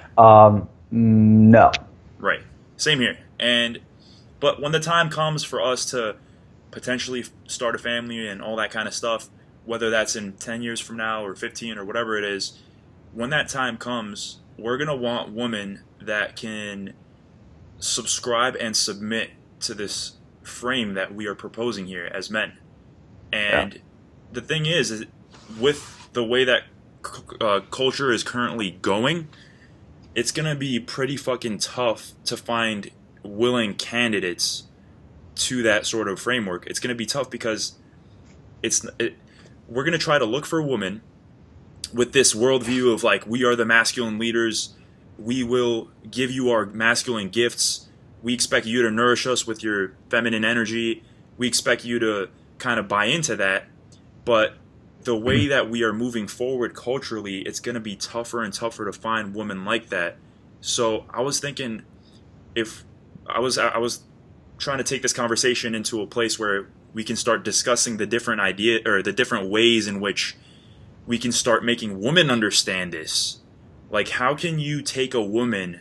Because I mean, the United States is fucked, right? I mean, I don't know what percentage of women are gonna be agreeable to this sort of stuff. Like, probably 90% of women would actually thumbs down this video if they heard it. So, hard to get. Yeah, like how do we establish that frame, and how do we communicate this to a woman and decondition her? Because deconditioning a man is dirty work and it's hard, but fundamentally, when a man hears this, he'll feel some resistance to it, but eventually I think most men are going to be like, oh yeah, that's what I have to be like. It's even harder for women because women believe, because if the feminine role is submissiveness to the man, then a woman who gives into these ideas is basically saying, I'm also going to become a submissive woman. So I think there's even more resistance because she's been told from an early age that submissiveness to a man is weakness if you're a woman, which is complete bullshit. I'm sorry to say it. Submissiveness to a man is a mutually beneficial thing for a woman to do. And to me, it's the only way for man and woman to come together to make humanity excel, irrespective of gender. So yeah, I think you're right that I think women would be more resistant to this message because, not all women, of course, there's plenty of women. I mean, a lot of women voted for Trump. So there's plenty of women who are on board. They voted for the rapist. They voted for the pussy grabber. Yeah, I mean, there's... anyways. So yeah, so I think a lot of women are going to be much more likely to be resistant to these ideas because for them, for a man, it's like, oh yeah, I get to take charge and assert myself. Yeah, this is great. For a woman, it's, I have to give in and be submissive to a man. Like, that's just like a double layer of like caving into something that's new to them. Yeah. Not only do they have to cave into the idea and admit that the idea they've had their whole life is wrong, but now they have to actually cave in a real sense and, quote, submit, which is not caving in. We all serve somebody. I've said it before a million times on my channel. Everybody serves somebody. The question is, how do you do it, and do you enjoy it at a deep, true level? So yeah, I think, women, I definitely think that there's a big bitch shield. And I think that feminism is men's fault. I think that behind every feminist female is a male feminist. I really do think that. I think men are the leaders of the world. I said it earlier. Men are the leaders of the world, and women are the followers of men. And because of that, I don't think when a woman says, I'm a feminist, I don't think she actually thinks she's a feminist. That's just what, the men in her life told her to believe from an early age. That's what the male feminist around you told you to believe because he's a stupid little cuck idiot. So, yeah, I don't think women really care about that kind of crap. They just do whatever the fuck that they think is going to give them the least shame. That's going to bring the least amount of rejection. And so I think that women are sort of at the whim of what men are up to. And if men as a collective society are pushing a bunch of feminist bullshit, women are going to be like, yeah, I'm a feminist. Star Wars. I want to be, the next fucking lightsaber, and I want to conquer the galaxy, and I want to do all these great things that, it's like the fucking feminist female CEO of YouTube. I mean, you want to talk about a video worthy of demonetization, this is it. Like, this whole podcast is like so unmonetizable right now. The female feminist CEO of YouTube, Susan Wojcicki, like, if you look at her interviews, almost all of her interviews, she's just talking about how I'm pregnant and I'm running CEO. Oh, I gave birth to 2 kids last year while running CEO, like while running YouTube. It's like not even a feminist running YouTube can resist obsessing over her feminine accomplishments. Like, that's all she talks about. It's weird, man. It's weird. It's almost like feminism is not. It's so confusing. I don't even want to get into it. It's so confusing. Yeah, I think it once again comes down to the whole, and I agree that that men are probably the ones at fault here for introducing it. I think Gavin McInnes had some funny shit to say about that when he was like, you know, women were just sitting in the kitchen making lasagna, and then some dude was like, aren't you mad that you can't vote? And they're like, exactly. What? And he's like, exactly. Yeah. And she's like, I guess. And he's like, yeah, go protest, do something about it. And she's like, okay, exactly. I want to vote. And then, like, little by little, they started kind of getting there. But exactly. That's it. Yeah. That's it. I literally think that's what it is. It's male feminists. Male feminists who are angry that they can't compete with more competitive, more awesome men. They weaponize their women against the patriarchy. It's sick. It's sick. And why do you think so many male feminists get caught raping women, get caught sexually harassing their fellow feminist female friends? Happens all the time. It's all a scam. Yep. It's crazy, bro. Yeah, man. But to decondition women, I think one way to do it, because I had a relationship for like 2 years. I mean, I'm not going to get too into depth because it is, you know, pretty personal and a lot of people are listening. But I had a relationship with a very feminine girl. Obviously, she had some aspects of feminism conditioned into her, but she pretty much submitted pretty fucking quickly to my frame. And I think it's because she came from a more Eastern European type culture, more traditional culture. The man in the house was a bit more dominant. Her mother was a bit more submissive, so she kind of saw that model take place. So that's a good candidate. Another thing is also having that masculine frame from the beginning is also important, I feel, because if you play into the whole feminism bullshit in the beginning, you sort of set the tone for the relationship to keep going on that route. So I feel like if you want to create a good relationship and get a woman to snap out of her feminism and all that crap conditioning, you have to come in as a strong masculine force in the beginning of the relationship. You don't necessarily have to explain all this stuff to her, but she needs to know on an emotional, psychological level that you are the man. Okay, and how does that tactically take place? Well, you are the one to initiate and sort of lead where the dates are going to be. You take the lead in the relationship. And little by little, she starts to kind of enjoy the ride of being with a man like that. And little by little, you start to sort of unravel the condition. You start to implant more and more ideas, you know. And it's like it's kind of a dirty process because you have to really deal with all the little things.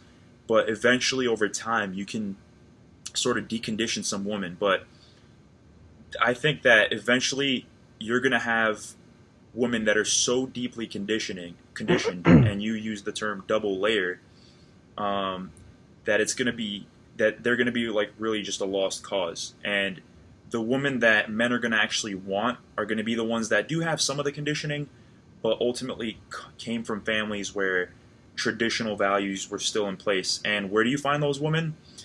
You could probably find them anywhere, but a lot of them would come from probably Eastern European countries. Women that come from families where the men own their fucking masculinity, maybe like in the countrysides where because the cities are really the fucking liberal shitholes, like Manhattan and New York City and LA, and like a lot of the girls there are just shit. But you go to some of these other kind of places where people are a bit more connected to nature, like the more conservative states, and I feel like that's where you'll find women that are going to be more open to embracing their femininity again.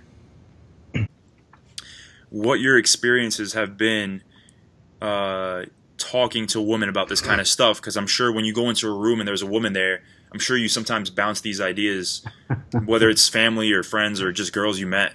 Man, this is a story I wanted to mention it earlier, but I didn't want to mention it out of respect for the person. Oh, yeah. But okay, I'll just keep it super anonymous.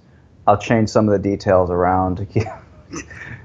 If you're listening, it's not personal. It's just a fucking experience. I don't know if I want to fucking tell that story. All right, whatever. I'll just keep it super vague. No, but yeah. In general, yeah. I mean, there's definitely some women who. I mean, I don't know about Miami. I think the demographics was mostly voted for Hillary Clinton. So I think there is like a liberal strain, but I think here, because it's more of a Hispanic city, there's still heavy traditionalism. It's very straightforward. It's like, I mean, half, I don't even know what the percentage is, but I bet a large percentage of people my age, they had mothers who were super traditional relationships with the fathers. Like, feminism didn't even exist in their zeitgeist. I mean, recently I had an experience, but she's not from America, but even though she was quite receptive to all these ideas about submissiveness and femininity and all that, occasionally you have to assert yourself. And, it's, for me, it's about 100% unrelenting assertion of who you truly are.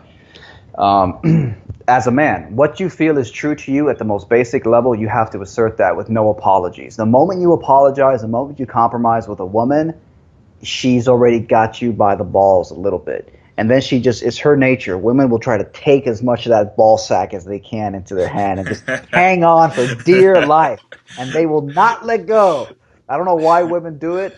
For me, I think it's really a shit test. Mm-hmm. It's a way for them to determine whether or not the guy that they're married to or dating is still his own man.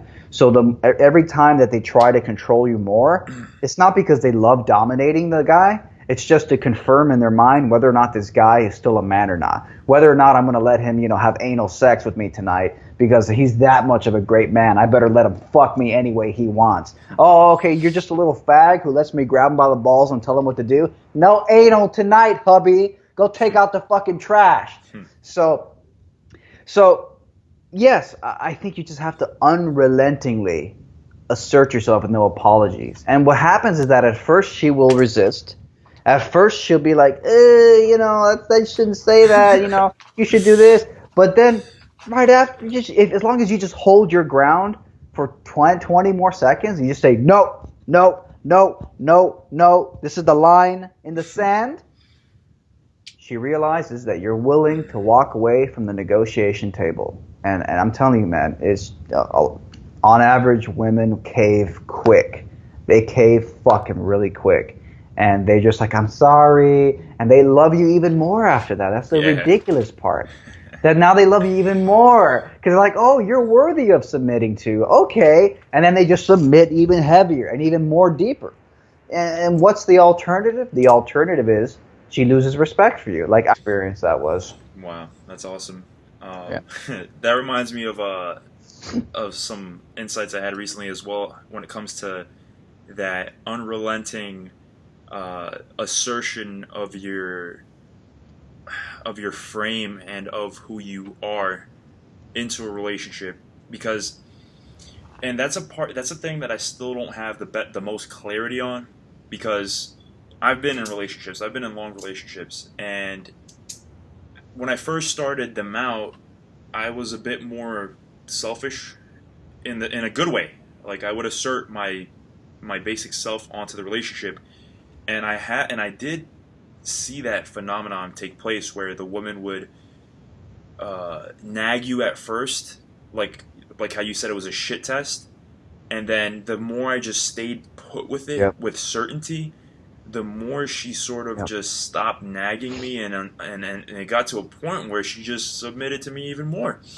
And The question, I think, is at what level do you ever compromise? Because like I said, I've been in relationships, and once you get that close to someone, you can't help, because like she has her agenda, you have yours, whether it's for where to go out tonight or what to do next week or the direction of the relationship or your role in the relationship and all these different things. She has her worldview, and she has a degree of willingness to assert that worldview on you and to shit test you and do all these things. And you as a man have your vision and purpose and your view of the world and your view of masculinity and your view of femininity and what you want to bring to the table and how you feel she should be and how much freedom you feel you should have and how you should talk to her and how much time you should spend with your friends instead of spend with her and all these other things.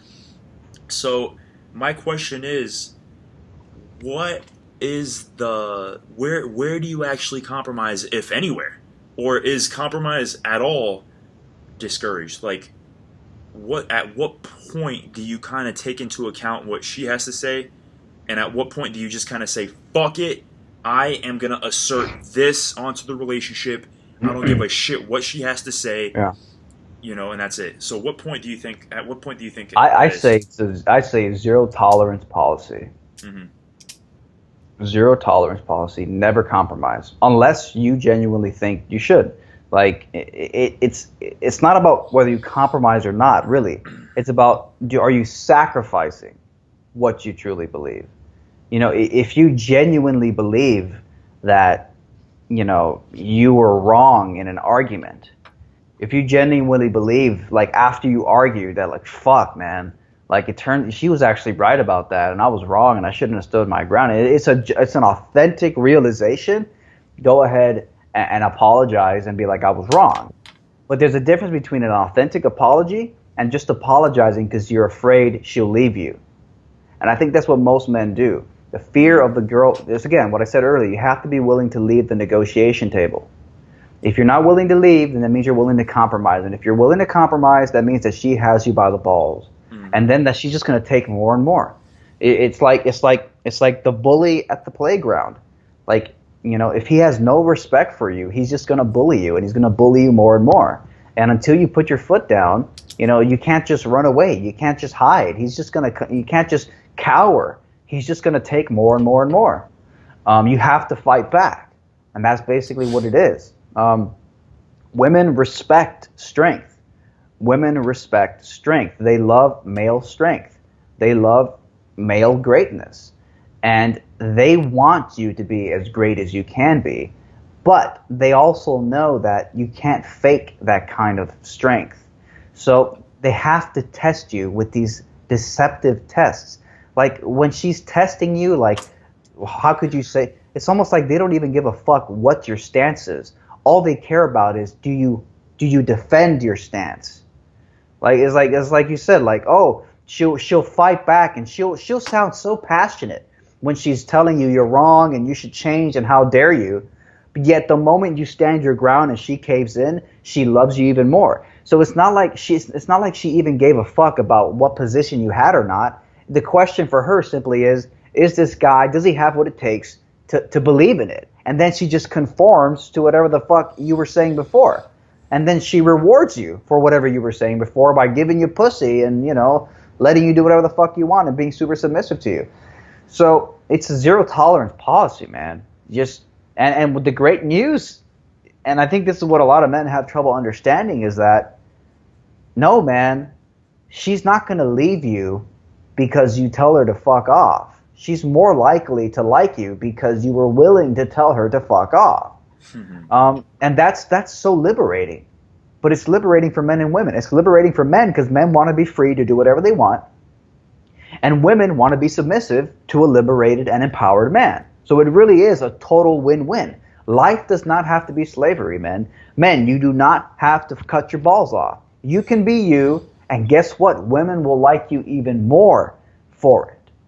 And that's one of the biggest realizations that I had. That was huge. When I saw it work for the first time, when I unrelentingly asserted myself and did not cave in, and then I saw that she liked me even more, and it required even less effort to get her to like me, that was mind-blowing.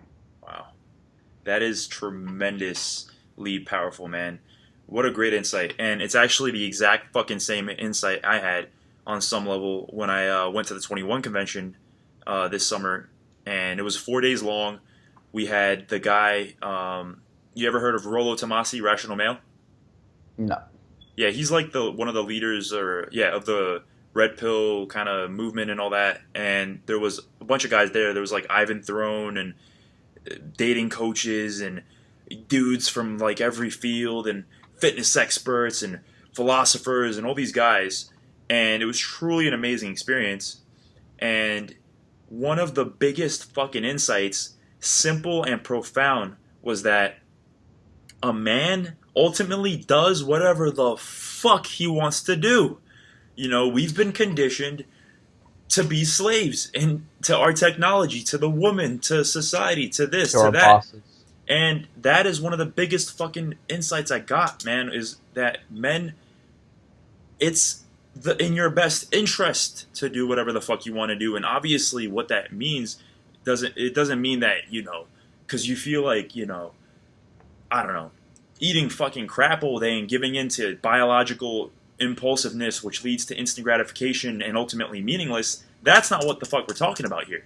What we're talking about here is you are free to pursue your vision and purpose as a man and grow stronger and better and faster and smarter and more spiritually evolved and more financially free, and to hang out with your friends and to do whatever the fuck you want to do and pursue your passions and pursue your hobbies. And honestly, I was going to ask you what your thoughts were on this. And it's that, and I think that I already kind of know the answer, so I'm just going to state it. And it's that, you know, I asked you earlier what you thought about compromise, and you basically said that there's no compromise. The only time you ever really sort of come close to that, or at least for the lack of a better term, come close to it, is if she says something that you later realize you were fucking wrong in. At that point, it's your choice if you want to go and say, hey, babe, whatever. I actually realized that earlier I was wrong. And that's it. But I think even at that point, man, I was going to ask you this. Do you think you should err on the side of being a little bit more compromising or a bit too fucking unapologetically uncompromising? And I think both you and I already fucking know the answer, man. I think men should err on the side of being too relentless and too grounded in their frame and too fucking strong on what it is that they want to do and too fucking liberated and free and too fucking willing to just do whatever the fuck you want to do no matter what she says, man. We should err on that side.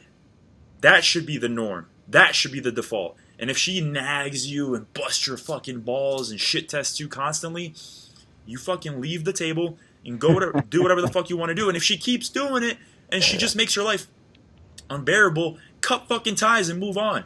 Bro, it never even gets to that point.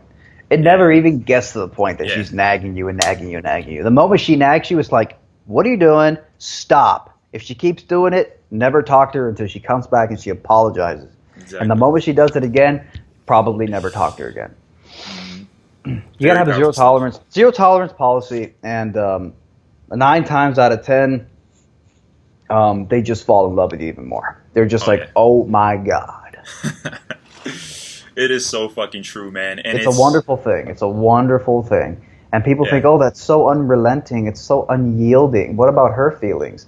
All she wants is to submit to a man that she thinks is worth submitting to. That's all she cares about, bro. So you just need to prove that you're that guy. And how do you prove you're that guy? You tell her to fuck off. And I think another thing to kind of help a man get into that sort of role and get into the mindset where he can, and the paradigm where he can do that with certainty, is to ask yourself, okay, I'm entering a relationship now, whether that's fuck buddies, whether that's a casual thing, whether that's a long-term thing, a marriage, whatever the fuck you're entering.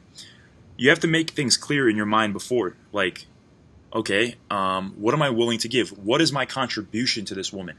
I'm going to provide her with masculine energy. I'm going to provide her with some good fucking. I'm going to provide her with someone that she can, feel comfortable and safe with. I'm going to provide her with fun and adventure. I'm going to provide her with all of that. But I'm going to do that to a degree. I'm not going to like prioritize her. Yeah. I'm just going to give that to her in doses that I find, that I find pleasurable to give her. But I'm not going to like put her first all the time. Yeah. There's going to be times, What you give her is a natural extension of what you give yourself in your pursuit of your life as an actualized male. Your life should be oozing with masculine energy. It just in the pursuit of yourself as an individual, business, health, meditation, self-defense, loving life, living life, doing things. That alone should be oozing with this attractant masculine energy. And that sort of drags her in. That sort of piques her attention. That's how it all could start. That's when the conversation might start. And then even talking to her is an extension of your masculine assertiveness. Even talking to her is, oh, hot chick. Go up to her, talk to her, interact with her, assert yourself. And that's also pulling her in. Just like you pull in all these other interesting things into your life, a woman comes into life and complements it. It's all... And then, of course, how much do you give her? If you fuck a woman and you please her, is that just you pleasing a woman? So isn't that being a slave to a woman because you're just pleasing her? You're giving her 20 orgasms? Isn't that just worshiping a woman like a male feminist cuck? No, because you get pleasure out of it too. So it's just, where's it coming from? Why are you doing it? Is it an extension of your masculine love for life? If it's an extension of that, it should flow well. It should all fall into place pretty well. The question is, when you start doing it because you're trying to supplicate, you're trying to win her approval because you have some deep-ass self-esteem crisis, that's when it's all fucked. Yeah, I think you made a good point just now with the approval aspect of it. It's really easy to get into the trap of seeking approval and comfort from a woman. So that's where you need to really be careful. And that's where you also need to get, number one, approval from yourself, because at the end of the day, you need to be your own authority. And number two, if you want to extend some of that approval, the only fucking place you should truly be getting approval as a man is, and obviously before I jump into that one, there is a degree of like, you're not going to just be a fucking ruthless caveman with your woman all the time, and you're not going to just like ignore her for 3 months and not do anything and just fucking tell her to fuck off because you're busy. There's a way to do this, guys, in an elegant manner. Obviously, there's a way to do it in a calibrated and elegant way, and in a polite way, and in a slightly warm way. You don't have to be a dick about it, but that's pretty much it. Do it, but do it in a warm way. Do it in an elegant way. That's the only thing that you can truly hope to give. But anyway, the approval aspect. The only source of approval should be from yourself and from the mentors that you have, I think, and from like-minded, strong, wise, and masculine men. Like your crew. As long as your crew consists of strong, like-minded, intelligent, and masculine men on the pursuit to becoming self-actualized men, and they truly take it seriously, that's who you can go to for approval. Sometimes it's okay to ask other men what they think of your behavior, to sort of just bounce some ideas off of them and see what they have to say, because those are the guys whose opinions I'm going to take into account. But to seek that same type of approval from your woman or from your kids or from people that don't deserve that amount of respect, and people who don't truly understand that worldview, is a fucking trap. And it's an easy trap because of our need for approval. We're too quick to just give it away and outsource it. No, you need to keep the gate shut, man. You need to stand watch at the gates of your mind, and at the gates of your approval, and at the gates of your vulnerability, and at the gates of your trust. And just on a side note, a lot of guys are being told these days to be vulnerable and trusting, and you need to let go and trust more. But like, this idea of becoming that way is not realistic, because to become vulnerable and to trust someone, they need to earn it. And if you're gonna be vulnerable and trust someone, just make sure they fucking earn it, guys. All right, don't go around giving everybody allowing everybody to dictate you and put their 2 cents in and give you their opinion on shit. Don't take people's opinions into account if they didn't earn the ability to have their opinion be taken into account. Take opinions from people and approval from people who actually fucking deserve it. And your woman, by the way, does not fucking deserve it. Why? Because she's a woman. And no, that's not sexist. It's because she doesn't understand how it's like to be a man. She doesn't understand why she's attracted to you. She doesn't understand why she wants a man. So she's not going to be able to truly give you the correct type of advice and feedback that you need, at least verbally, to truly understand how to become more of a man and have a stronger frame and do all that stuff. Don't fucking ask her for that. Keep that between you and the guys, all right, for the most part. Obviously, you can learn some things from her. Obviously, it's nice to have comfort from her, but it has to come from a different mindset. So that was my little tangent. Interesting. Yeah, man, I think we've gone on pretty good here. I think we can close it up there. Yeah, well over 2 hours. Yeah. Yeah, a lot of interesting things happen here. A lot of interesting crystallizations. Guys, thank you all for listening. There's just so much to break out of this. Definitely has inspired me to think of a few new ideas and concepts. So, yeah, man, great conversation. Oh, yeah. I'll go ahead and plug my stuff real quick, and then you can plug your stuff. Guys, again, what else do I have to say? Red Pill Philosophy here with Spartan ownership. Thank you guys for listening. I think it was a fantastic conversation. I hope we maybe spruced up your whatever morning, evening, afternoon, wherever the fuck you're listening to this. Maybe we spruced up your workout a little bit with this deep conversation. Hopefully, I think we probably inspired some of you to, next time when you're thinking about playing a video game, maybe just step outside your house and maybe see if you can, I don't know, go for a walk and just start a conversation with like the first stranger you see. It doesn't have to be a woman, like a guy. Just start a conversation with a real person, become plugged into real life. There's so much more rewarding than playing a fucking video game. So again, thank you guys for listening. Again, guys, audible.com. Max recommended it. Jack Donovan's The Way of Men. I haven't read it, but I just downloaded it. I just purchased it. You can get this book for free. Audible gives you your first audiobook for free. This could be it, or any other book you're interested in listening to. Again, Audible. I'll put the link down in the description below. It's an affiliate link, so I get a small cut of the money from whatever the fuck the agreement is with Amazon and Audible. So, again, check that out. And Max, if you'd like to plug whatever you want to plug. Yeah. And if you want somebody to help you achieve your goals with less stress, more accountability, and ultimately more results, check out SpartanAccountability.com. I do life and accountability coaching for men. I'm not going to sit here and pretend that I'm some guru, but I will say that if you're in a position, because I believe that a coach is someone that is better at something than the person he's coaching.